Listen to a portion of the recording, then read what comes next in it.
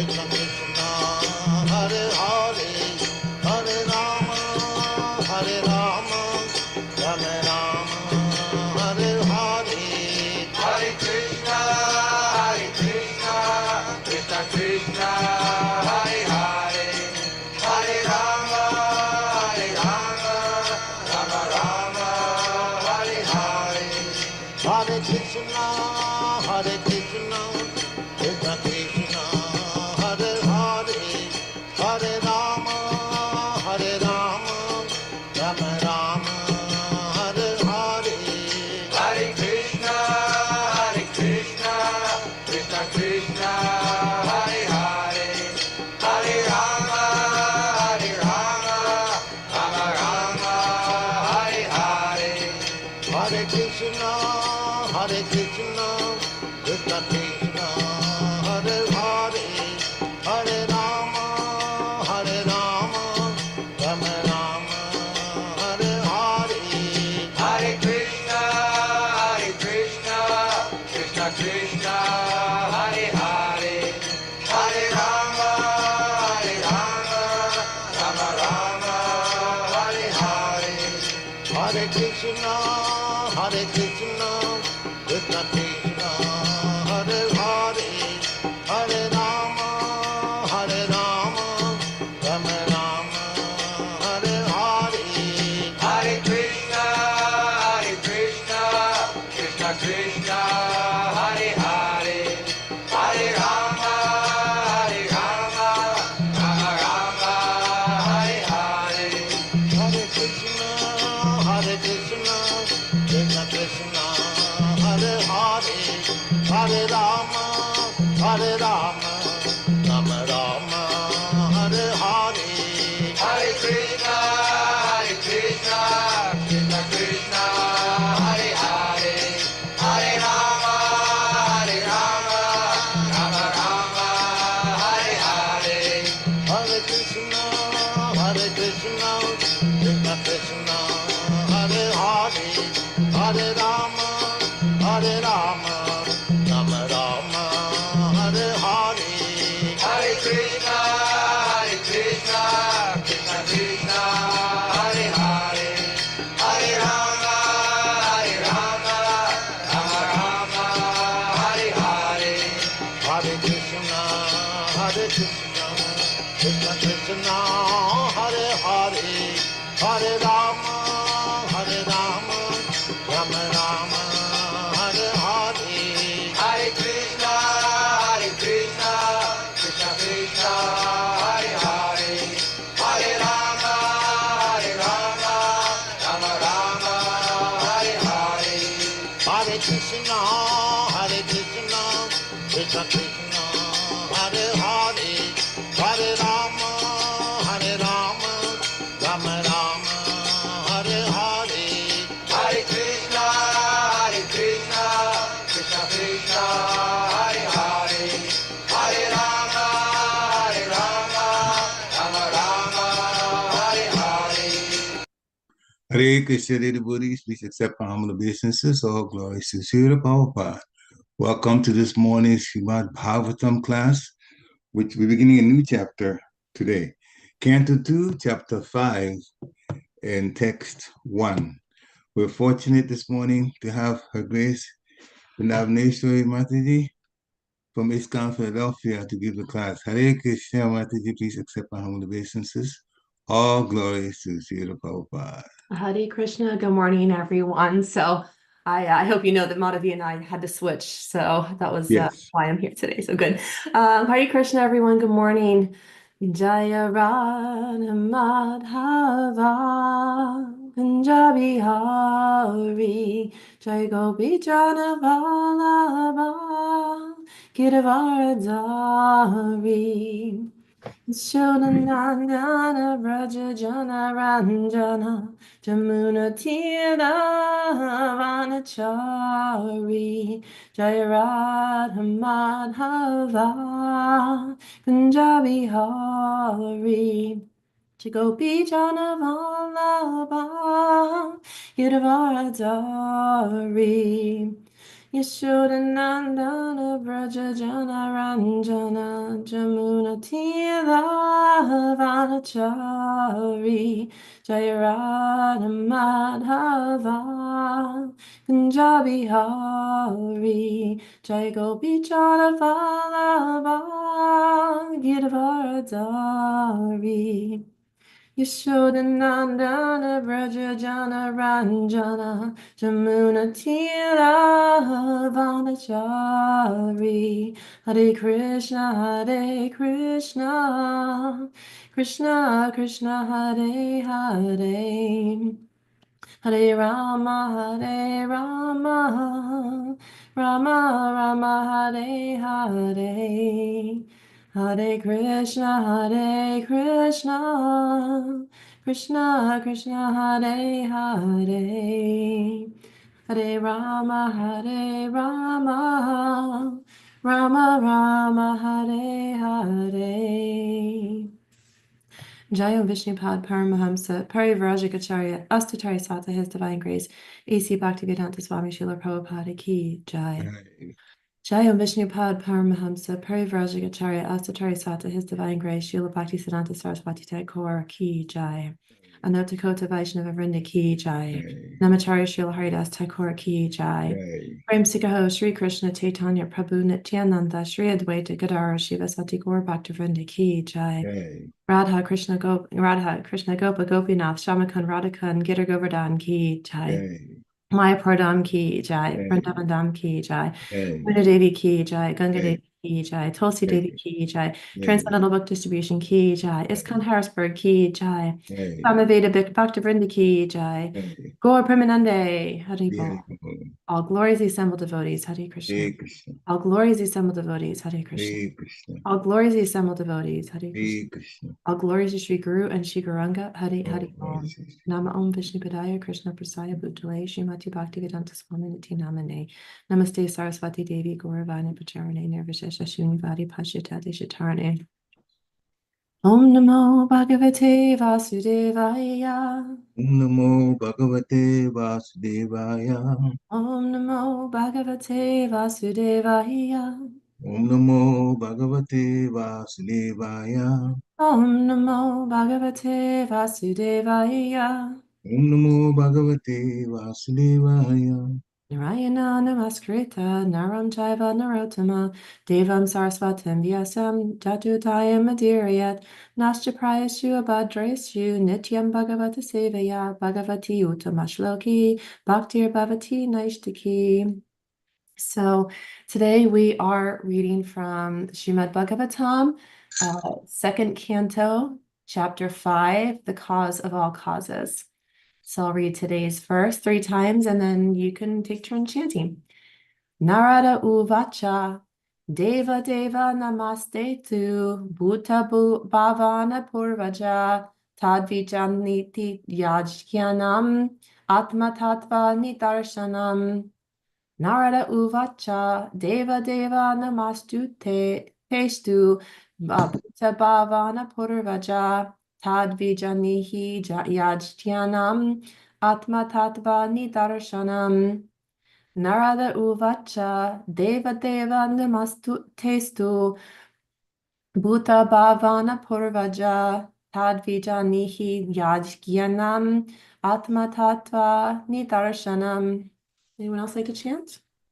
Narada Uvacha Deva Deva Namastestu Bhuta Bhavana Purvaja Tadvijani Yajnanam Atma Tattva Nidarshanam. Hare Krishna. Hare Krishna. Anyone else?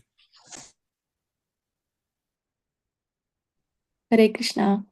Narada Uvacha Devadev Namastestu Bhutbhavana Purvaja Tatvijanihi Yajnam Atmatattva Nidarshanam.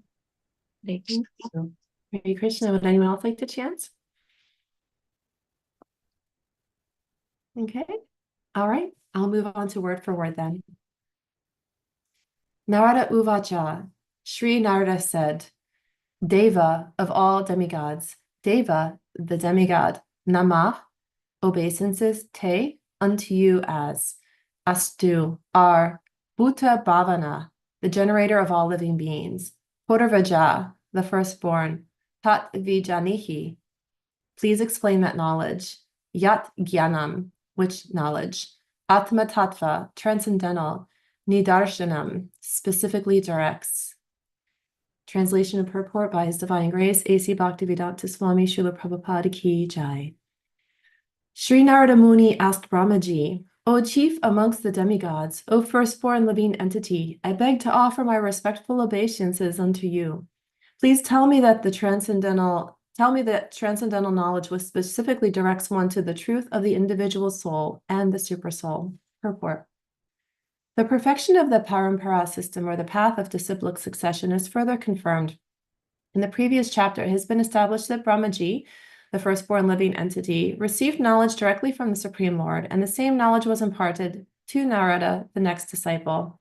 Narada asked to receive the knowledge, and Brahmaji imparted it upon being asked. Therefore, asking for transcendental knowledge from the right person and receiving it properly is the regulation of the disciplic succession. This process is recommended in the Bhagavad Gita 4.2.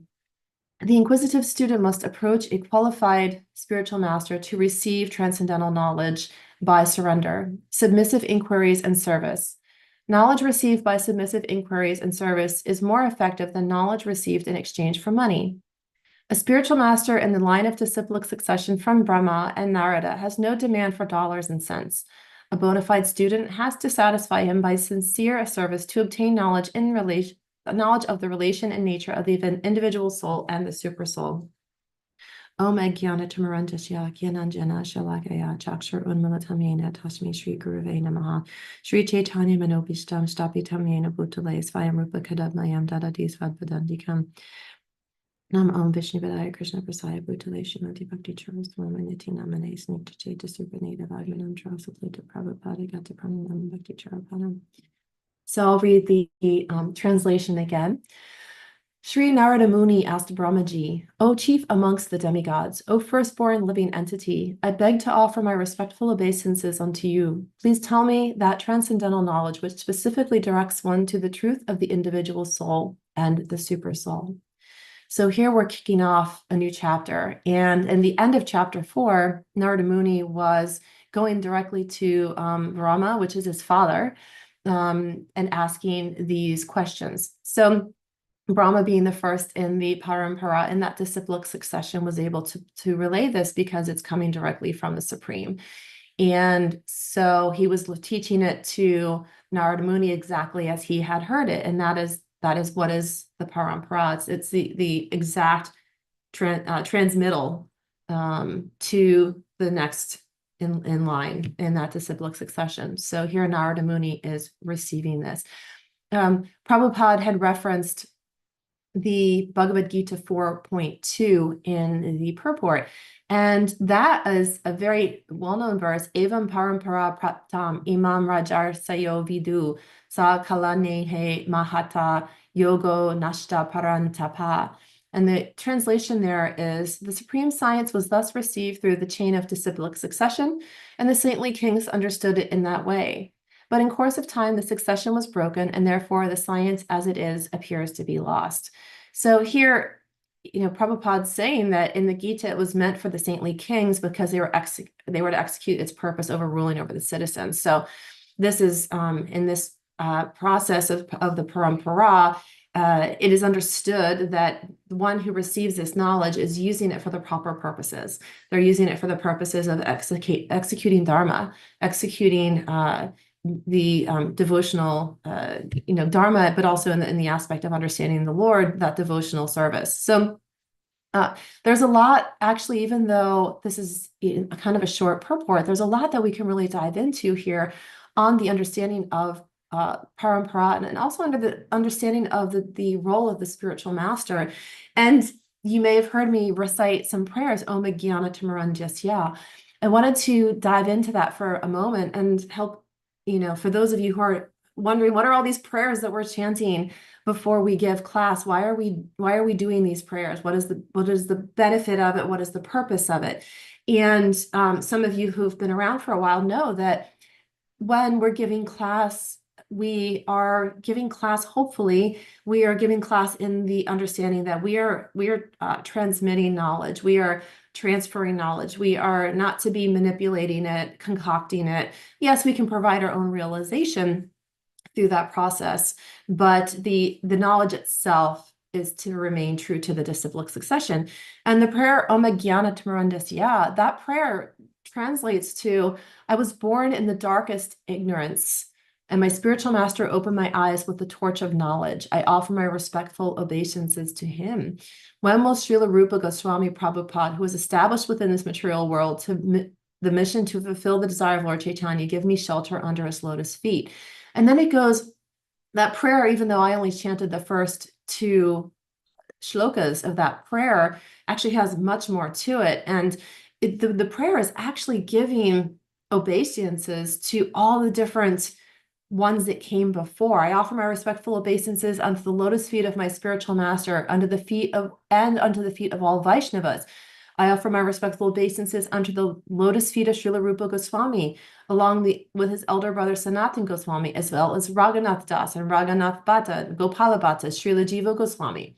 For my respectful obeisances to Lord Krishna Chaitanya, Lord Nityananda, along with Advaita Acharya, Gadara, Srivas, and other associates.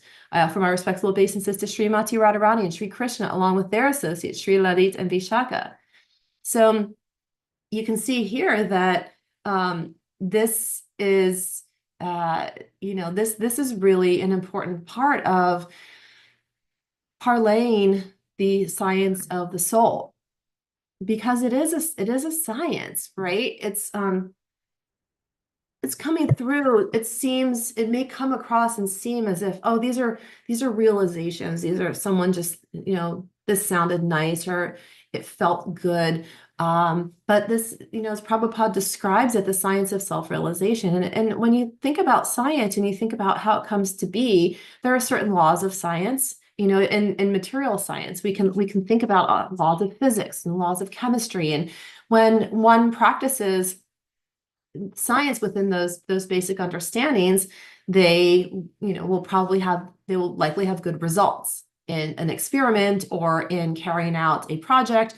If they start to deviate from those laws, if they start to severely deviate from the kind of rules and the what's already been proven from scientists before them, they could have something very disastrous happen.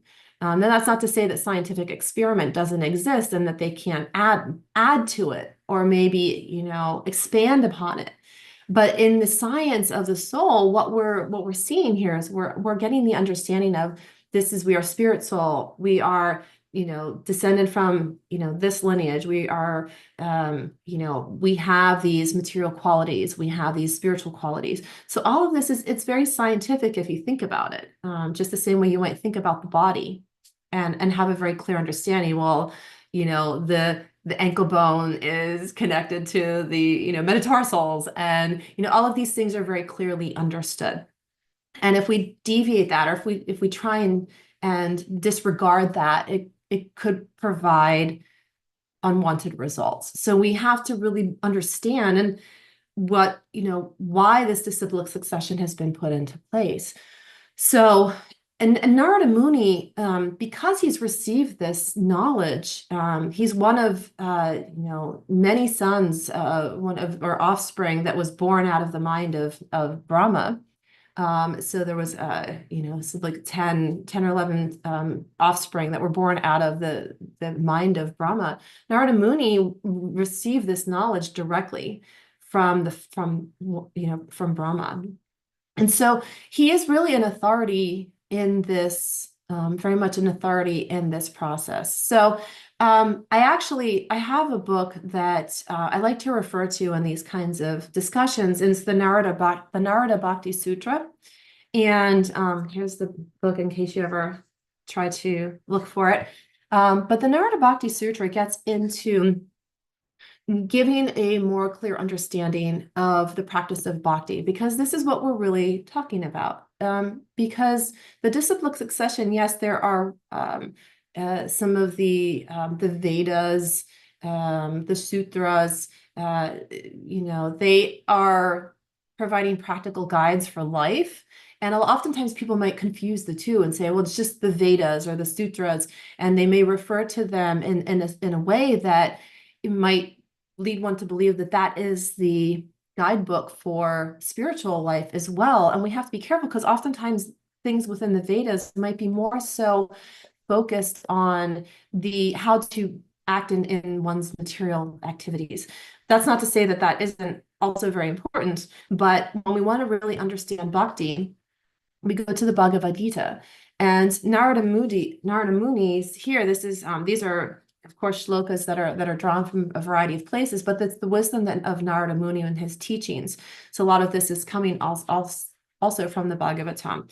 But the chapter 3 of the Narada Bhakti Sutra is speaking essentially to today's verse. It's the means of achievement. And here, if I can, repeat again the translation, please tell me that transcendental knowledge, which specifically directs one to the truth of the individual soul and the super soul, what is the means of achievement, right?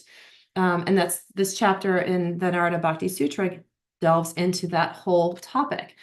And so what I wanted to do is just read a couple of the translations, and then I'm going to stop and dive a little bit deeper into one or two of the translations for today's class. So the means of achievement. The first sutra in this chapter is standard authorities have described the methods for achieving devotional service, right? This is what we're talking about. We're talking about devotional service. One achieves bhakti by giving up sense gratification and mundane association. One achieves bhakti by worshiping the Lord ceaselessly. One achieves bhakti by hearing and chanting about the Supreme Lord's special qualities, even while engaged in the ordinary activities of life in this world. So this is an unceasing practice. And primarily, however, and this is where I wanted to take a pause, so I want to read some of the purport here. Primarily, however, one develops bhakti by the mercy of great souls or by a small drop of the Lord's mercy. So this disciplic succession is really providing us with this knowledge, these great souls that are giving us access to this. Could we ourselves come to our own internal understanding eventually? Yes, maybe at some point in one of our lifetimes, we might keep wrangling and wrestling with the concepts of the soul and, reading and studying and meditating and going through that process. Sure, eventually a very rare few might come to it on their own because they've worked at it. They've shown, that they have super soul within them. They, through the Lord's mercy, they might attain that knowledge, but it's not what's recommended. And it's not recommended because through that process of wrangling and thinking and studying and understanding, one could deviate in a lot of different directions. And it's also a very long path.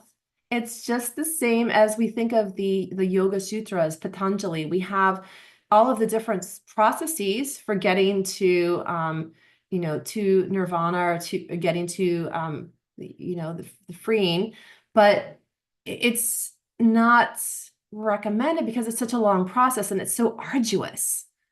Controlling the breath, controlling the mind, sitting in meditation, controlling our senses, controlling all these things, focusing the eyes inward, all of these things. It's very arduous process to undertake. So thankfully, we have this process which has been drawn out and provided to us.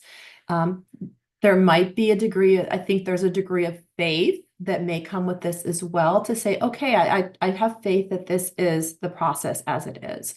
And we take that to be. And we can also go to sadhu and we can check in Shastra and we can, talk about it with elevated people that have a good understanding. So what here, Narada, and I'm going to read a little bit of the purport. Narada has outlined the main practices for a devotee in training, a sadhaka. Now he emphasizes that the devotee cannot succeed simply on the strength of his own endeavor, but when he receives the mercy of Krishna's representative or a drop of the Lord's direct mercy. So, like I said, it's, we can muscle it, but it's not gonna, for most people, it's just not going to get us there. It just won't. So we either need a drop of Krishna's mercy, which could get anybody there, because Krishna is the supreme. The Lord is the supreme. So if the Lord deems it so shall it be. However, be one so lucky to receive that mercy. So unless one seeks out the association of a sadhu, bhakti will remain distant. But who is a sadhu? And Prabhupada explains this. A sadhu is not just an ordinary man with a saffron robe or long beard. A sadhu is described in Bhagavad Gita as one who unflinchingly engages in devotional service. Even though one is found not to be following the strict rules and regulations of devotional service, if one simply has unflinching faith in Krishna, the Supreme Person, he is understood to be a sadhu. If one associates with a sadhu, the result will be that the sadhu will teach him how to become a devotee, a worshiper, and sincere servitor of the Lord. These are the gifts of a sadhu. And this was drawn from the Bhagavatam from the 3rd canto. The Chaitanya Charitamrita and Bhakti Rasamrita Sindhu state that the acceptance of a spiritual master is absolutely essential for advancement in devotional service. Srila Prabhupada writes, without the attentive service of his parents, a child cannot grow to manhood. Similarly, without the care of the spiritual master, one cannot rise to the plane of transcendental service. One should always remember that a person who is reluctant to accept a spiritual master and be initiated is sure to be baffled in this endeavor to go back to Godhead. That's Chaitanya Charitamrita Adi Lila. Now, I want to take a pause here and also you kind of speak to that a little bit. Again, initiation, and it's talked about a lot within ISKCON. Initiation is really making that commitment to say, okay, I'm ready to really surrender to the teachings of the disciplic succession. I'm willing to surrender to the guidance of a guru. And that relationship alone can elevate one very quickly because they are accepting that instruction directly from someone that's in the parampara. Now we choose our spiritual master carefully. Not everyone's going to fit with every guru out there, and not every guru's at different places in their spiritual journey as well. So you find the one that works for you. And the race is not for the swift here. This is not something we rush into. We pray, we ask for guidance from senior devotees. We really, listen to classes from different gurus and find who really, really resonates with our internal desires and how we want to, proceed in our bhakti. But it's without that step, we may find ourselves swimming a little bit. And at least initially, especially as we get our foothold into bhakti. So while Prabhupada said a child cannot grow to manhood. Sure, a child can obviously, if they're out on the streets and, they're kind of, they could physically maybe get to the size of a man or an adult, and somehow struggle through and find food and kind of limp their way through their childhood to reach manhood. But what is the result? What is the end result when that child is not well attended to? Oftentimes that child is going to have a lot of issues. They might be a drug addict, an alcoholic. They might have severe mental disabilities, mental health disorders. They might be undernourished, not knowing how to take care of their own body because they never received that proper care and instruction going into it. So if we take that example, yeah, sure, like, with minimal input, a child could somehow reach adulthood, right? That is not surviving. I mean, that's surviving, but that's not thriving. That's barely surviving. That's not thriving. We want to thrive. We want to thrive in our bhakti. We want to thrive in our devotional lives. And how do we thrive? We thrive because we let someone take care of us and instruct us and guide us and help us to cultivate ourselves, because we are coming with these material energies tugging on us constantly. Constantly, we have our own, anarthas or weeds or things in our brain that can spin us out and cause us to behave in ways that might not be beneficial to our bhakti. And we might find ourselves in a situation where we're, one day we're on, one day we're off, one day we're on, one day we're off. And that could happen anyway, regardless. However, taking that step of finding the person that can help guide us can really smooth out that process for us and make it less of a surviving, barely getting by, to a thriving in our devotional life, thriving in our spiritual life, thriving as a person. And that's really what Prabhupada's getting to. And so I want to just continue reading, because I think that who am I to say, right? This purport can speak much more eloquently and more with much higher knowledge than I ever could. So I'll continue reading here. By the grace of the spiritual masters, all the aforementioned practices taught by Narada, the chanting and hearing of the holy names, avoiding sense gratification, and so on, will come naturally to one who serves and inquires from devotees. So it's coming naturally.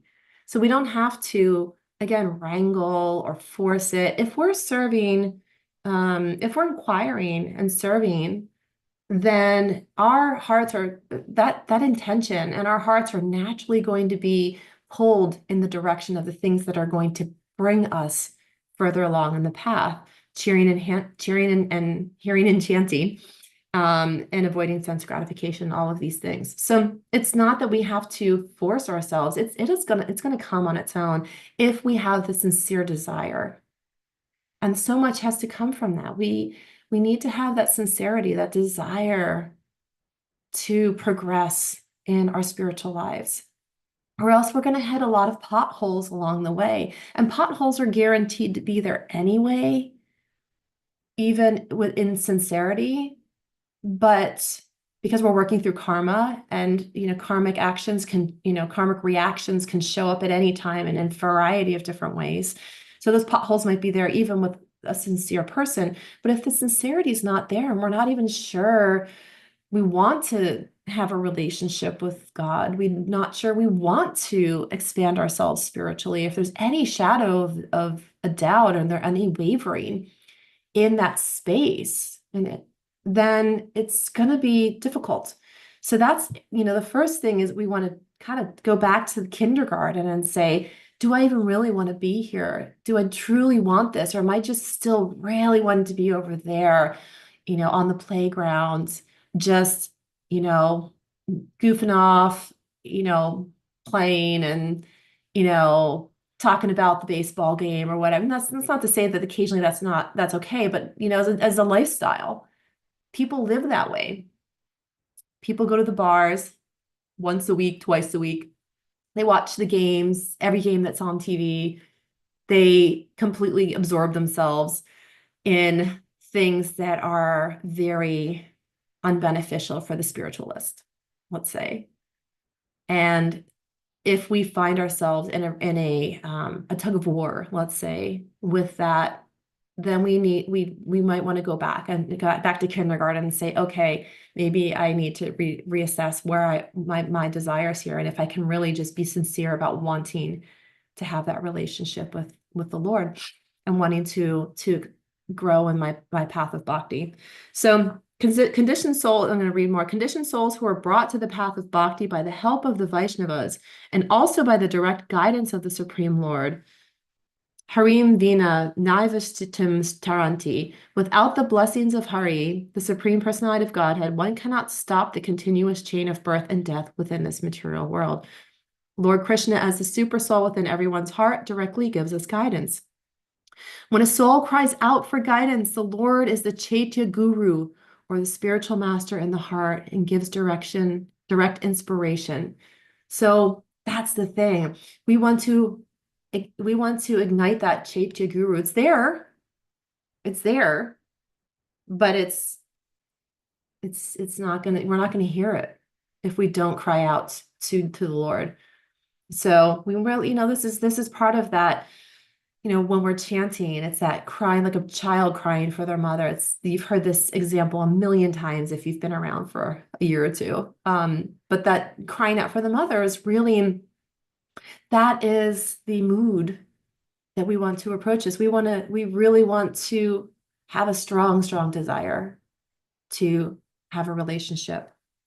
So to show them special mercy, and this is there was a Sanskrit, and I'm going to just read the translation. To show them special mercy, I, dwelling in their hearts, destroy with the shining lamp of knowledge the darkness born of ignorance. This is a Bhagavad Gita verse. This is a very famous Bhagavad Gita verse.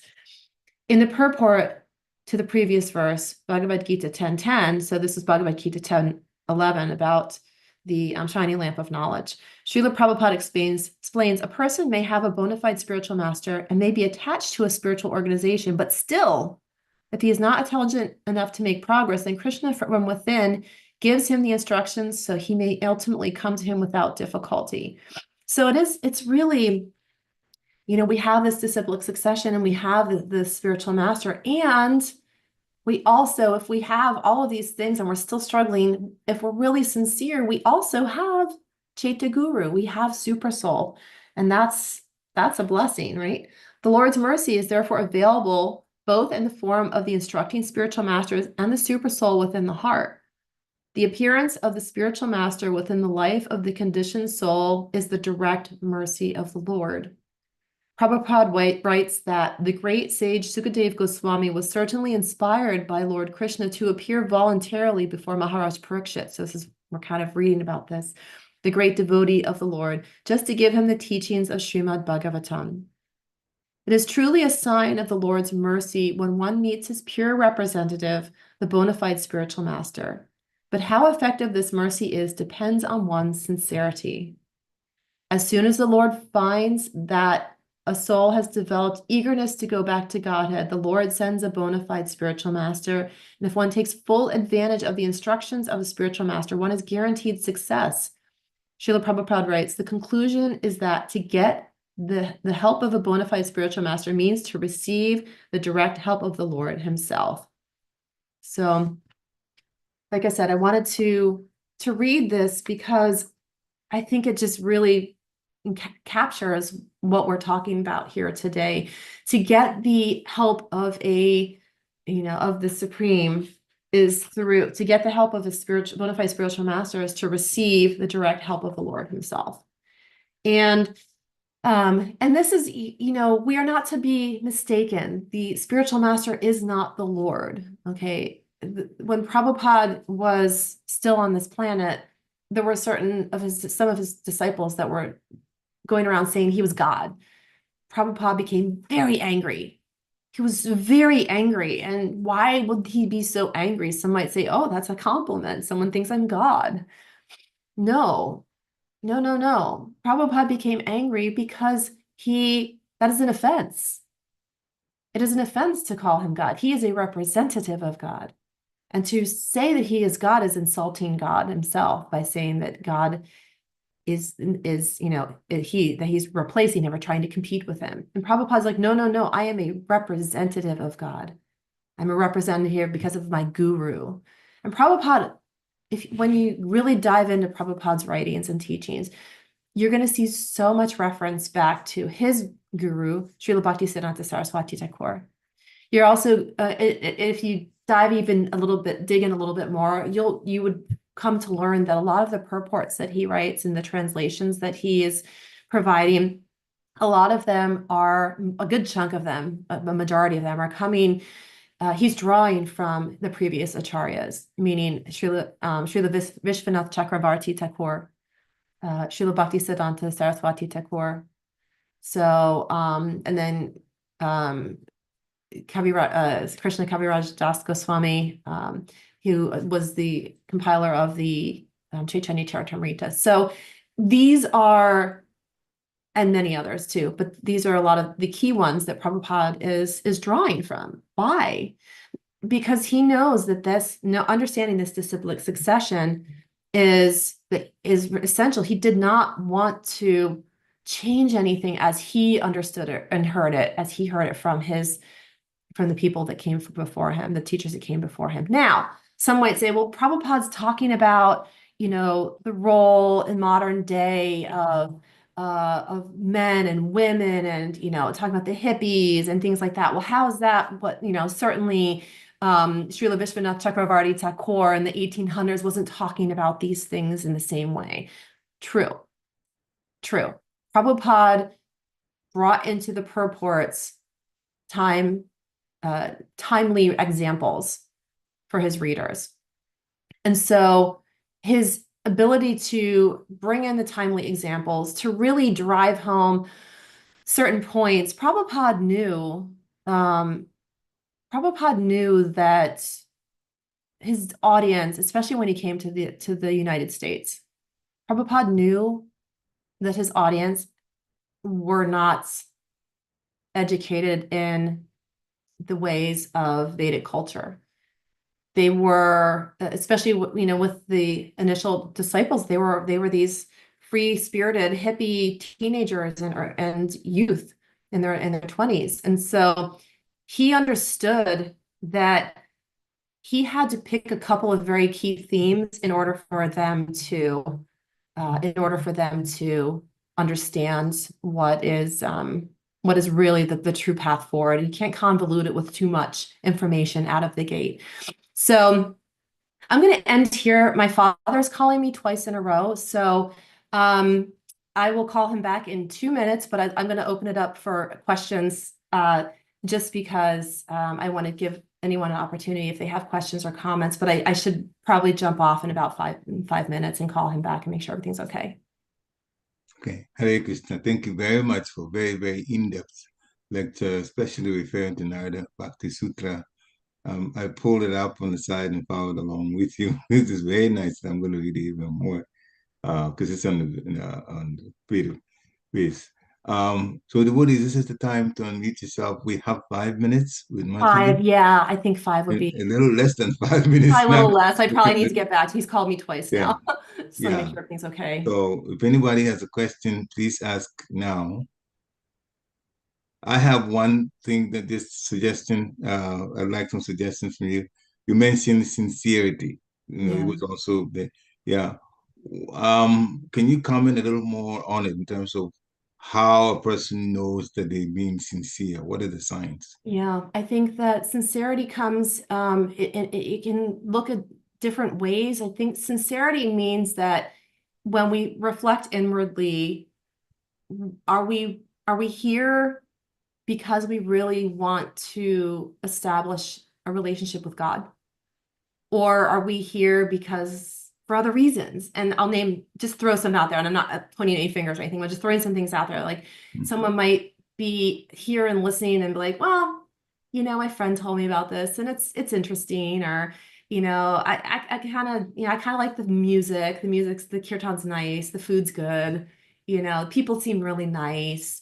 And or there could be, if someone's in a already kind of Vaishnava culture, and there might be some pressure, like you have to get initiated, you have to do this, you have to do this, and one might feel social pressure around their activities. So I think we need to just take a deep inward dive into our own heart to say, what am I really wanting here?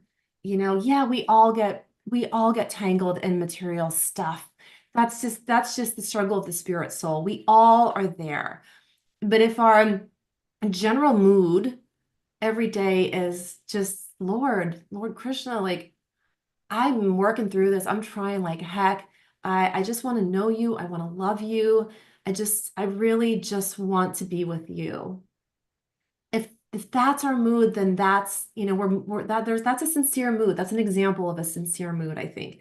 Again, like I said, if we're kind of like, yeah, sure, I'll come to kirtan, it'll be fun. There'll be people there, there's dancing, there's good food afterwards. Yeah, sure, why not?